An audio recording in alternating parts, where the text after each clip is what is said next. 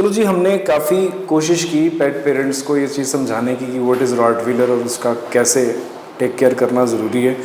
अब बात कर लेते हैं थोड़ा सा टेक्निकल लेवल पे, ब्रीडिंग लेवल पे। तो सबसे पहले तो आप मुझे सर मैं आपको कंग्रेचुलेट करना चाहूँगा फॉर मोमो। तो पूरा साल आपने मोमो के ऊपर जी जान लगाया और अब वो finally Rottweiler of the year, और वो BI डॉग था या इम्पोर्ट था? इम्पोर्ट डॉग था वो आपको उस पोजीशन। वो जर्नी कैसी रही है आपकी, और एन मोमेंट पे उस डॉग को वहाँ पे अपने दोस्त को देने का क्या रीज़न रहता है एक ब्रीडर पॉइंट ऑफ व्यू से? एक्चुअली पहले मैं आपको बताना चाहूँगा कि मोमो इस साल का भी बेस्ट रॉटवाइलर है, हाँ, लास्ट ईयर का भी बेस्ट रॉटवाइलर है, राइट, एंड आई थिंक वो ये कमिंग सीजन का भी बेस्ट रॉटवाइलर होगा okay. If everything goes well. First exhibitors, please. Exhibitors for first. Exhibitors. 2 साल से तो आप बना ही रहे हो, तीसरा तो चलो जो अभी आपका मित्र है वो करेगा। हाँ, तो ये जर्नी कैसी रहती है, मतलब क्या आप कह रहे हैं कि जर्नी स्ट्रेसफुल होती है बट बड़ी इंजॉयफुल भी होती है, जी। क्योंकि जो ब्रीडर्स होते हैं वो इसी चीज़ के लिए जीते हैं। जी। डॉग शोज जर्नी मैं तो पूरा साल वेट करता हूँ। इट्स गुड, इट्स फन, मज़ा आता है दोस्तों के साथ जाना, डॉग्स देखना, पार्टिसिपेट करना। आप मेरा एक ये बेसिकली स्ट्रेस बस्टर है, ठीक है, तो स्ट्रेस बस्ट होता है, आप फिजिकली भी फिट होते हो, बड़ी एक्सरसाइज करनी होती है, भागना दौड़ना होता है, ट्रैवलिंग, तो इट्स फन। मोमो जितना स्वीट नेम है या फनी नेम है उतना ही एक और आपके पास एक डॉग है, रॉडिमस आई थिंक। रॉडेमस, रॉडेमस। हाँ जी, अच्छा, वो मोमो का सन है? हाँ जी। तो मोमो इंडिया में छाया हुआ है और वो कहाँ छा रहा है? रॉडेमस अभी इंडिया में ही है, अच्छा, ही इज 7-8 months। राइट, मैं समझ गया आप क्या बोलना मैं चाहते हो। समझ वो गया। जो दूसरा डॉग है मेरा वो है क्लाउस। Claus, okay. हाँ, वो इस टाइम यूरोप में है, वो मेरी क्लॉस खुद ऑफ की ब्रीडिंग। कार्निवोरस? हाँ जी, या, वो मेरी खुद की ब्रीडिंग का डॉग है। ठीक है। और उसकी पेरेंट्स कौन है? उसके पेरेंट्स हैं, एक डॉग है वेलर टरेस्की भी डेवेर, अब वो चाइना चला गया है, जी, और जो मदर थी वो बॉम्बे चले गई। She is been sold. I have retained 3 puppies from that combination. तो आप जो ये फॉरेन कंट्रीज़ में शो कर रहे हो, ऐसा तो है नहीं सर कि जब आप 40-50 हज़ार रुपया इधर एक शो में खर्च करने की बात कर रहे हो तो उधर तो भेजने में और ज़्यादा खर्चा आ रहा होगा? Yes, very expensive. तो ये पैशन ही है या कुछ कमर्शियल बेनिफिट्स भी होते हैं आपको इस चीज़ के, बाहर शो कर रहे हैं आप डॉग? देखिए, कमर्शियल तो आज तक नहीं हुआ। अच्छा, ये बेसिकली पैशन है जो ठीक है। आपको कैरी फॉरवर्ड करता है। मेरा एक विजन है, मेरा एम है। जी, इंडिया से मैं ही हूँ अकेला जो दूसरी कंट्रीज़ में एक्सपोर्ट करता है रॉटवाइलर्स, ठीक है, और शो करता है। मैं इंडिया में बहुत जीत लिया हूँ, for the last many years I have been winning. अब मुझे लगता है कि कुछ डिफरेंट करें, एक स्टेप और आगे जाएं, तो इस करके मैं यूरोप में शो कर रहा हूँ। और ये मेरा पहला डॉग नहीं है जो यूरोप जाके जीत रहा है। इससे पहले भी 3-4 साल पहले एक और डॉग था ईटियोस, वो भी शो हुआ था, और इस बार ये शो हो रहा है, and he is winning lot of shows. मेरा टारगेट अब यूरोप के, वर्ल्ड के सबसे भारी टाइटल्स में, अच्छा, वो आज नहीं तो 2 साल, नहीं तो 3 साल में मैं वो अचीव करूँगा ही करूँगा। उन टाइटल्स का नाम क्या है सर? वर्ल्ड चैम्पियन, वर्ल्ड आउसलैंड सीगर, कंट्रीज़ का सीगर, ये सब। मतलब सिकंदर के डॉग सिकंदर बनाने की पूरी तैयारी है। Let's hope so. अच्छा, आप इंपोर्ट भी करवा रहे हैं, एक्सपोर्ट भी कर रहे हैं। ये जो जर्मन लाइंस हैं, सर्बियन लाइंस हैं, ADR के हैं, मैं चाहूँगा कि आप एक बार इसके बारे में भी बताएं कि ये नाम जर्मन लाइंस या ADR के या सर्बियन लाइंस क्यों हैं, और ये कौन सा हमें प्रेफर करना चाहिए बेसिकली, और क्यों? देखो, जर्मन ADR के is very much similar. ADR के क्लब है जी, और उनको मोस्टली जर्मन में उन्हीं को फॉलो करते हैं। Rottweilers are basically from Germany only. Okay, वैसे तो जर्मन भी नहीं है, ये रोमन ड्रिवन ब्रीड है, राइट, बट जर्मन्स ने इसको रिकग्नाइज़ किया है, इस पर काम किया है। जी जी जी, ठीक है, तो अगर आप कहो कि जर्मन में कौन सी कंट्रीज़ में से प्रेफर करना चाहिए, भाई किसी भी कंट्री से आप प्रेफर कर सकते हो जहाँ अच्छे मिलते हैं। ठीक है, आपको जर्मनी में भी गंदा डॉग मिलेगा, सर्बिया में भी ख़राब डॉग मिल सकता है, इंडिया में, USA में, कनाडा में भी ख़राब मिल सकता है। डेफिनेटली अगर US में जर्मन लाइंस हैं तो वो अच्छा हो सकता है, लेकिन मेरा let me complete my phase. और इन कंट्रीज़ में अच्छे डॉग्स भी मिल सकते हैं। जी। ठीक है, सो कुल मिला के बात ये है कि a good and a bad dog is available everywhere. You have to select for the breeding और फॉर योर पर्सनल यूज़। नहीं, फ़र्क क्या है इनमें? देखिए कोई फ़र्क नहीं है। जर्मन्स में क्वालिफिकेशन जो टेस्ट्स होते हैं वो बहुत ज़्यादा होते हैं, जैसे कि हेल्थ टेस्ट बहुत होते हैं, फिर वर्किंग टेस्ट होते हैं, तो वो थोड़े स्ट्रिक्ट पैरामीटर्स में चलते हैं। बट तो आपकी प्रेफरेंस क्या रहती है वैसे in wherever is a good dog.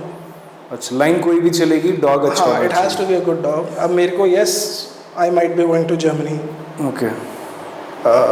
In coming season, तो I am looking for a blood line, I am looking for a good dog. चलो हम इस कैटेगरी को पहले जर्मन और एडीआर को एक कैटेगरी में रख सकते हैं, वो बहुत डीप चला जाएगा अगर हम उन दोनों को डिफरेंशिएट करें। जर्मन और सर्बियन में ज़्यादा मस्कुलर कौन से होते हैं? दोनों होते हैं। दोनों इंटेलिजेंट कौन होते हैं ज़्यादा? दोनों होते हैं, मतलब ऑलमोस्ट कैरेक्टरिस्टिक सेम ही। देखिए ऐसा होता है, ये डिपेंड करता है। अगर आप वर्किंग लाइन प्रेफर करते हो तो वर्किंग लाइन का जो कैरेक्टरिस्टिक होता है वो थोड़ा सा हाई एंड कैरेक्टर्स होते हैं, हाई एंड ड्राइव, राइट, ठीक है, too much high and drive, ठीक है। अगर आप प्योरली वर्किंग, आप जर्मन में भी अगर आप वर्किंग डॉग्स पे चले जाओगे तो जो वर्किंग रॉटवाइलर्स होते हैं वो एडीआर के कॉन्फर्मेशन शो में जाते ही नहीं है। अच्छा। जो आईपीओ आईजी वो they don't consider that important, जो मेजर वर्किंग ट्रायल्स में शो होते हैं जी। और जितने भी जो वर्किंग ट्रायल्स में जो शो होते हैं डिफरेंट ब्रीड्स, उसमें से रॉटवेलर भी आप देखोगे वो अंदर से पिंक है, एक एयर फ्लाइंग है, बट काम करने में तो ठीक है, काम करने में ठीक है। तो वहाँ पर जजमेंट के पैरामीटर्स चेंज हो जाते हैं। हाँ, क्योंकि वो वर्किंग से रिलेटेड है। हाँ, हमारा है एक overall conformation, working and beauty, तो हम उस चीज़ को कंबाइन करके एक पैकेज बनाने की कोशिश करते हैं। ये जैसे आपने पिंक लिप्स की बात की, इस पे भी थोड़ा सा प्रकाश डालें, थोड़ा सा इसके बारे में बताएं कि पिंक लिप्स होने चाहिए, नहीं होने चाहिए, क्या है? स्टैंडर्ड बोलते हैं नहीं होने चाहिए।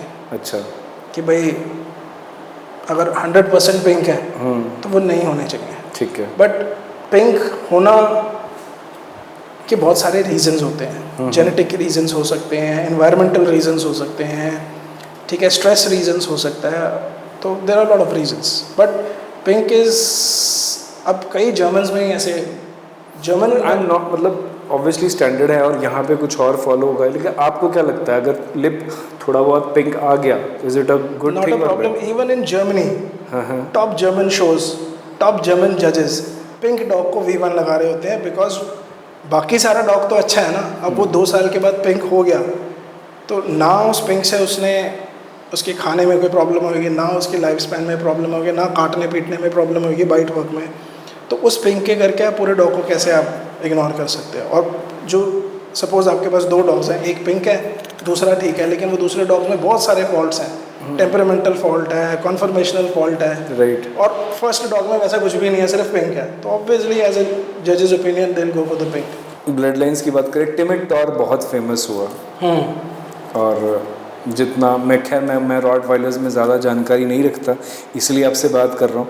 टिमिड टॉर में कहते हैं कि बहुत पैसा बनाया उन लोगों ने, हम लोग पैसे की बात नहीं करेंगे, उनके स्टार्स अच्छे से उन्होंने बना लिए, but Timitor bloodline ने वर्ल्ड के रॉड्स को कहाँ ला के खड़ा कर दिया, और इंडिया में उन्होंने अपने आने से यहाँ पे जब उनकी एंट्रीज हुई, किस तरीके के चेंजेस आए हैं यहाँ पे टिमिड टॉर की रॉड में एंट्री होने से? देखिए, मैं आपके मीडियम से लोगों को समझाना चाहूँगा। टिमिड टॉर एक ऐसी ब्लड लाइन है जिन्होंने शॉर्ट मजल्स ब्रीड किए थे और इतने शॉर्ट कर दिए कि वो पब्लिक में वही चीज़ फेमस हो गई। तो ये जनरल पब्लिक के लिए है, जिसको पग वाइलर फिर बोलना, पग वाइलर बोल दो, जो मर्जी बोल लो। अब आपको ये चीज़ समझनी पड़ेगी फाइनेंसेस इसके पीछे, कि ये डिमांड और सप्लाई का चेन है, ठीक है। अगर दुनिया डिमांड कर रही है कि हमको ऐसा रॉटवाइलर चाहिए तो वो वैसा रॉटवाइलर ब्रीड होगा। अगर आपको कोक चाहिए तो दुनिया में कोक ज़्यादा बनेगी, अगर आपको आईफोन चाहिए तो दुनिया में आईफोन फैक्ट्री वो बनाएगी ज़्यादा। अगर आप बोलोगे कि मुझे आईफोन नहीं चाहिए तो वो ऑटोमेटिकली फैक्ट्री डूब जाएगी, क्योंकि तो ये डिमांड एंड सप्लाई वाला इसमें फॉर्मूला होता है। और यस, टिमिड टॉर ने अपना एक आइडेंटिटी क्रिएट कर ली ऐसे फॉल्ट्री डॉग्स को ब्रीड करके, लेकिन हर चीज़ का एक ट्रेंड और एक टाइम होता है, वो ट्रेंड जा चुका है and people are coming back to the correct Rottweiler. आपको पसंद थी sir Timitor bloodlines? देखिए, इसके पीछे भी 2-3 नहीं सर, आपको पसंद थी, हाँ या ना सर? ये फेयर ही नहीं होगा अगर मैं आपको इसको समझा के नहीं बता।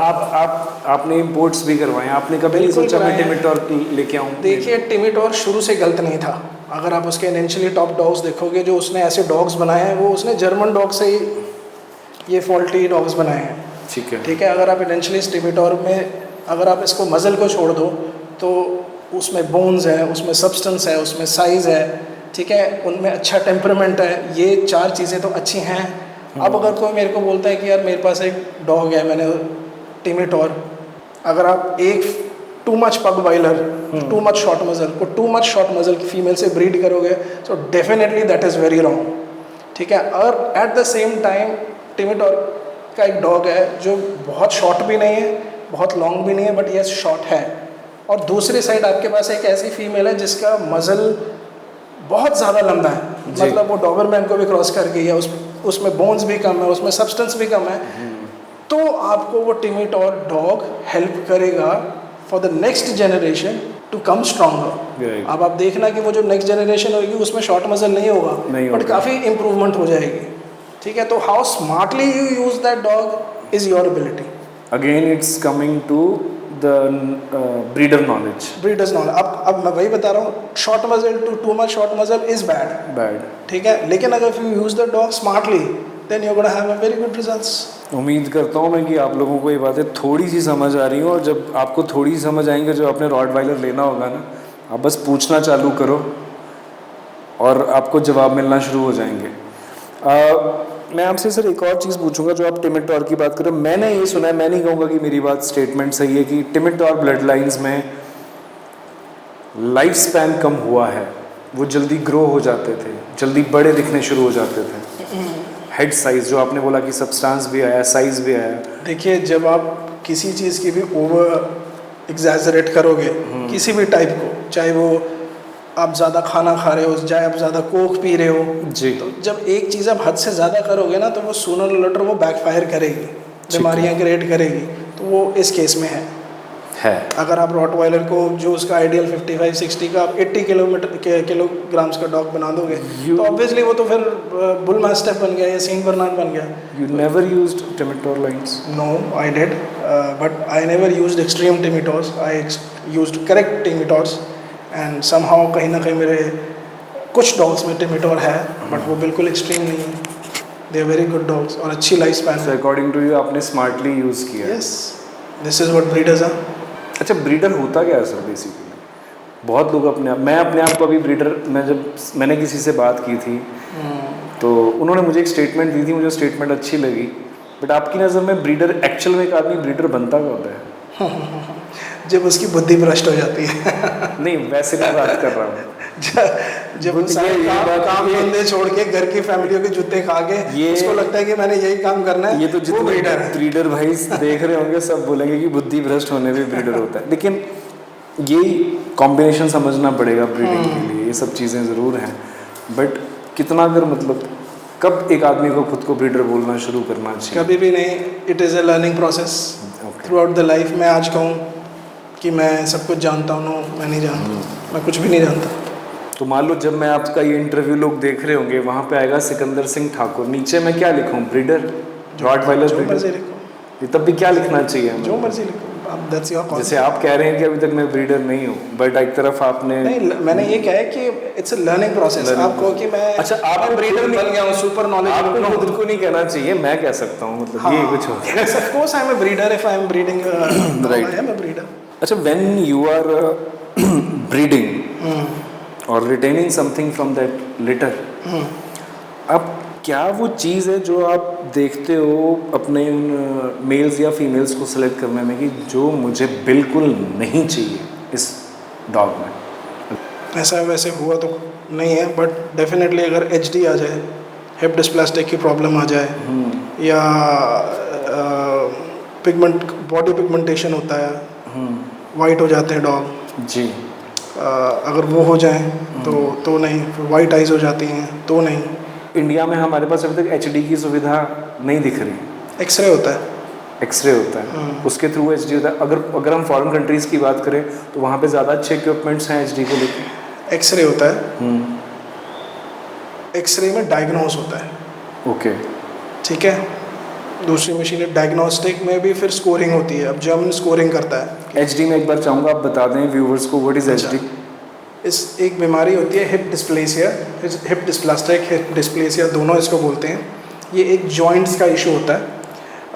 पिछले को हिप डिस्प्लेसिया बोलते हैं और जो अगली लातों के एल्बोज़ में जॉइंट्स में प्रॉब्लम होती है उसको एल्बो डिस्प्लेसिया बोलते हैं।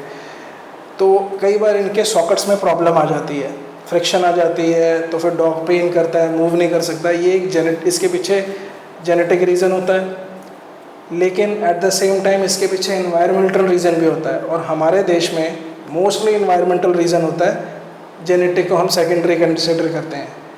तो यस, आपको एचडी और ईडी के बारे में पढ़ना, इसके अलावा भी आपको रिसर्च करना बहुत ज़रूरी है। और हर बच्चा लेने से पहले आपको ज़रूर देख लेना चाहिए एक बार फैमिली। ये जो आपने बोला कि इन्वायरमेंटल रीज़न होते हैं, कहीं आप कहीं ब्रीडर्स को बचा तो नहीं रहे? नहीं, मैं किसी को नहीं बचा रहा, क्योंकि वेटनरी डॉक्टर्स तो सीधा सीधा यही बोलते हैं जिसकी ब्लड लाइन में प्रॉब्लम है। चलो आपको मैंने नई चीज़ सिखा दी, I am great, I am good. तो आपको एचडी दिखेगा और वो एक्सरे के बिना भी तो विजिबल होता होगा? नहीं, एक्सरे के बगैर विजिबल नहीं होता। डॉग को उठने बैठने चलने में प्रॉब्लम हो जाती है। और जो अच्छे वेटनरी डॉक्टर्स हैं, अच्छे सर्जन्स हैं, वो आपको एडवाइस कर देंगे कि it is because of lifestyle also. कई बार डॉग वाटरी फर्श में स्लिप कर जाता है, तब प्रॉब्लम हो जाती है। कई बार डॉग कहीं से गिर जाता है, तब प्रॉब्लम हो जाती है। तो there are lot of factors. आपने जब कभी क्लाइंट से कभी आपकी जिनके पास आपके प्यारे प्यारे रॉटवीलर्स गए हुए हैं, कभी आपको ऐसी चीज़ सुनने में मिलने आई कि जहाँ पे आपकी स्टेटमेंट जो थी टॉवर्ड्स योर डॉग, और या जो वेटनरी डॉक्टर की वहाँ पे स्टेटमेंट आ रही है रिगार्डिंग द ब्रीड प्योरिटी और रिगार्डिंग द केयर, वहाँ पे कभी आपको लगा है कि वेटनरी डॉक्टर्स जो हैं वो कुछ अलग गाइड करना शुरू कर देते हैं या ब्रीड के ऊपर टारगेट करना शुरू कर देते हैं कि ये प्योर नहीं है? यस, ये चलते रहता है, but not often. Majority of the cases मेरे वेटनरीज इंडिया में कहीं पे भी डॉग्स जाते हैं तो अप्रिशिएट करते हैं, बट कुछ होते हैं वेट्स जो अपनी एडवाइस ब्रीड के बारे में देना चाहते हैं। बट मैं आपको एक चीज़ बताना चाहूँगा कि good veterinary will always give the correct advice, ठीक है, लेकिन एक अच्छा जो ब्रीडर होता है वही एक डॉग अपनी ब्रीड का गॉडफादर होता है। Veterinary doctors are not. हम ब्रीड करते हैं तभी उनको दिखते हैं कि कौन सी ब्रीड है। So it is ultimately it is the breeder and then you can go to the vet for health conditions. अगर कोई हेल्थ की प्रॉब्लम हो और कोई रिलेटेड हो, हम बोल रहे हैं कि हम वेटनरी से ज़्यादा जानते हैं या इस डॉक्टर गलत बोल रहा है, so you know that is a controversial statement. But for the breed, it is the breeder and then you can take the dog to the vet and take his advice. मैंने एक बात सुनी थी कि जो गुरु होता है ना वो पूरा ज्ञान दे देता है किसी को, लेकिन एक ब्रह्मास्त्र वो अपने हाथ में रखता है। कोई ऐसा ब्रह्मास्त्र, एक ऐसी golden tip for rottweilers lover, breeders या फिर owners? Hard work, dedication and love toward the breed. That's the trade secret. एक गोल्डन टिप थी, 3 दे दी आपने, फिर भी एक कौन सी होगी तीनों में से? सबसे ऊपर क्या है? Stay with your dog. Stay. As much as you can. प्यार। Stay with your dog. उसके साथ रहो। आप उसकी लाइफस्टाइल, उसके बारे में, उसकी हेल्थ के बारे में, आप जितना दूर डॉग से रहोगे, अगर वो कैनल में रहता है, वो बीमार पड़ेगा, आप 2 दिन के बाद जाके देखोगे ये तो बीमार पड़ गया। अगर आप उसके पास रहोगे, रोज़ जाते हो, तो आपको इमीडिएटली बीमारी की स्टार्टिंग में पता चल जाएगा कि this dog is about to get sick, something is wrong.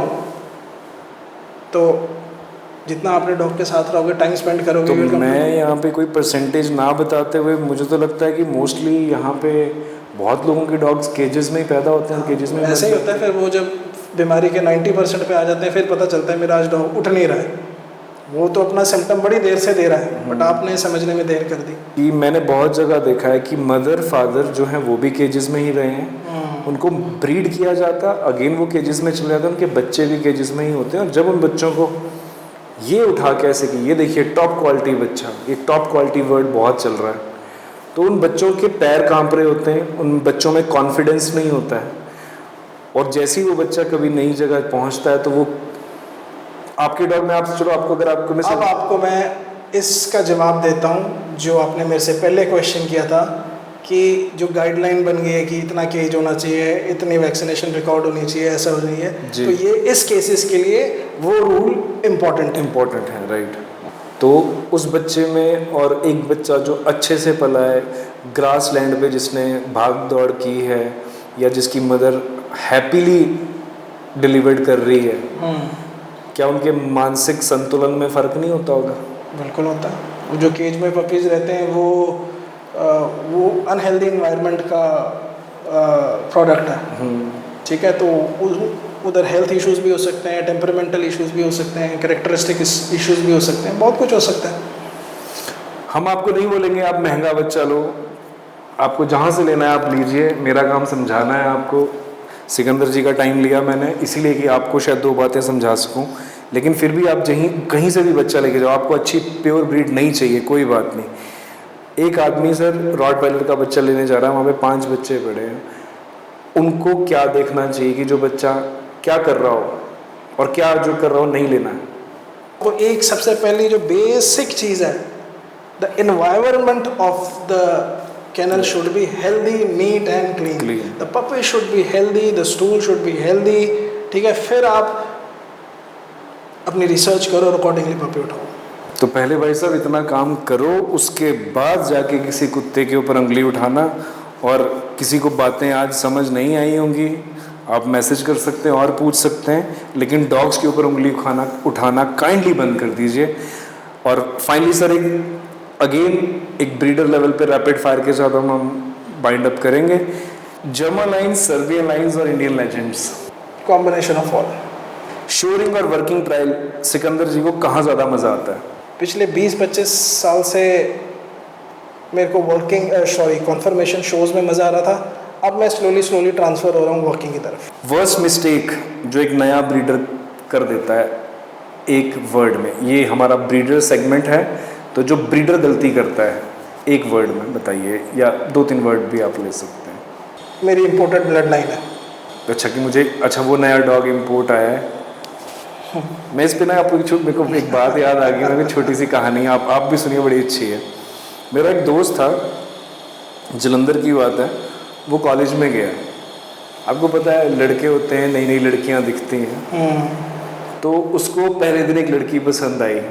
उसने 1 हफ्ता वेट किया, उसको फॉलो किया, और फिर उसकी तैयारी थी कि अब मुझे उससे एक रिस्पेक्टफुल वे में बात कर लेनी चाहिए। इतनी देर में उसने एक नई और लड़की देखी, फिर उसको वो पसंद आ गई। ये करते करते sir to be very honest उसके पूरे 3 साल निकल गए, उसने कभी किसी को प्रपोज नहीं किया। और सारी लड़कियां कुछ जो थी वो फोकस स्टडी के लिए ब्याह हो गया, और उसके पल्ले कुछ नहीं पड़ा। यहाँ से मेरे को एक बात उस दिन, मतलब अब जब मैंने अपना पैशन परस्यू करना शुरू किया, मुझे ऐसा लगा कि हमें ये पता ही नहीं होता है कि हमारी फीमेल के अंदर क्या है, उसकी कमियां क्या हैं, उसकी अच्छाइयाँ क्या हैं। हम लोग रैंडमली जो भी नया डॉग आता है उसके साथ ब्रीड करवाने पहुँच जाते हैं, और फिर फॉल्ट्स भी सामने आते हैं क्योंकि आपने कभी उस पर तो स्टडी की नहीं। तो बहुत अच्छा जवाब था कि ये बड़ा डीप जवाब है, जो ब्रीडर्स होंगे वो समझ जाएंगे। ब्रीडर्स समझ जाएंगे। टेल और नो टेल? टेल मतलब रॉटवीलर टेल के साथ या टेल के विद टेल? With tail. मैंने इंडिया में रॉटवीलर विद टेल इंट्रोड्यूस किया था। Okay first. ओके। एक चीज़ जो हर लोगों को ब्रीडर के बारे में गलत फहमी है, मतलब वो सोचते हैं कि ब्रीडर ऐसा होता है, लेकिन वो है बात बिल्कुल गलत। बहुत पैसे कमाते हैं। बहुत पैसे कमाते हैं। अच्छा, आपकी रॉड को कभी आपके घर से चोरी करने का मौका मिल जाए तो वो सबसे पहले क्या चोरी करेगा? कुछ भी खाने की चीज़ हो सकती है, उसका कोई फेवरेट टॉय? बॉल। हुआ है कभी ऐसा? बहुत बार। अच्छा, कभी आपने अपनी डेट कैंसिल की है सिर्फ अपने डॉग करके? नहीं। जजिंग ह्यूमन इज ईजी और judging dogs is easy? Definitely dogs. ये जितने भी ह्यूमन सुन रहे हैं देख लेना भाई साहब क्या कह रहे हैं ये। अपने डॉग्स के अलावा sir 3 best dogs in India Rottweiler में? देखो, एक तो है जो अरुण हैंडल कर रहा था, Phantom, that is a good dog. फिर एक है that is a BI dog, that is a import dog. फिर दूसरा है in South India there is a dog with Ajit, उसका जो ओनर है mister, he is in Dubai, Felix, that is a good dog. एक रॉटवाइलर फीमेल विवेक बंसल की, that is a decent female. किसकी? विवेक बंसल की। विवेक बंसल की। क्या नाम है उसका? नाम नहीं पता। थंडर, जो अभी इस साल। हाँ, ओके। और कोई आपको एक ऐसी कोई बात लगती है कि जो लोगों के पास पहुंचना ज़रूरी है, तो आप मुझे हमसे शेयर कर सकते हैं?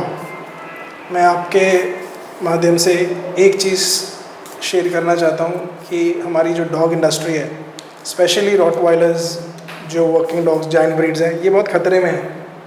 ये आने वाले टाइम पे टोटल बैन हो जाएगा इंडिया में, और इस चीज़ को कंट्रोल करने के लिए we are in a process of making an organisation, और ये पैन इंडिया लेवल पे होगी।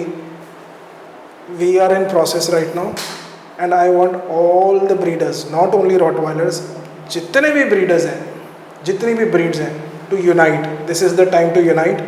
हमको अपनी पेट ब्रीड्स और पेट इंडस्ट्री को सेव करना है, नहीं तो आने वाले 5 साल में आप देखोगे कि डॉग शो में सिर्फ 4 डॉग्स होंगे, वो भी नहीं होंगे। लोगों का इंटरेस्ट ख़त्म हो जाएगा, क्योंकि म्युनिसिपल कॉरपोरेशंस, ये NGOs, इनको कंट्रोल करना बहुत ज़रूरी है। सो वी वांट कि जब तक हम यूनाइट नहीं होंगे तब तक कुछ नहीं होने वाला। We are going to be doomed. कई लोगों को लग रहा होगा कि शायद इसमें हमें इन्वॉल्व होना भी नहीं चाहिए, लेकिन नहीं होंगे तो फिर बाद गेम में खत्म है। बात वही आ जाएगी, आप पछताए क्या हो जब चिड़िया चुगी। 100%। आप लोगों को ये जो डॉगो डायरीज की कोशिश है, ये कैसी लग रही है, ये ज़रूर बताइए।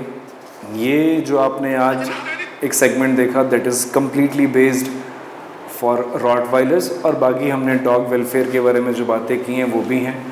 और कभी भी आप डॉग रखते हैं उसका रेबीज़ का ज़रूर ध्यान रखिए। बाकी thank you for watching Doggo diaries.